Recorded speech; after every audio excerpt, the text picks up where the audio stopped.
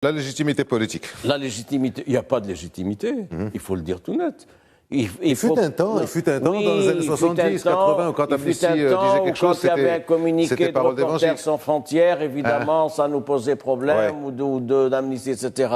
En 2022, les communiqués de ces ONG sont sans intérêt. Sans intérêt.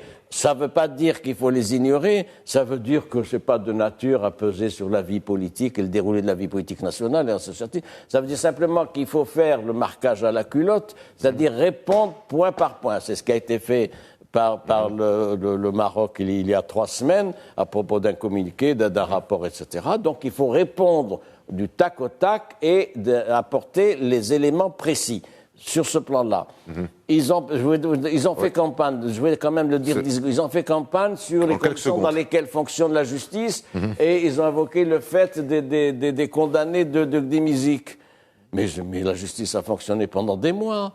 Moi, j'ai suivi partiellement ce procès qui était à Salé, vous le savez. Il y avait des dizaines d'observateurs étrangers. Et ce que ces ONG oublient, c'est qu'il y a eu 11 morts marocains à Gdimizik. Dans des conditions particulières. Dans des conditions particulières, des hommes désarmés dont les dépôts ont été profanés par la suite. Là, je sors un peu de mon rôle, je le dis parce que on a tous été touchés par ça. Les images, on les a vues. Donc c'est des choses qu'il faut dire.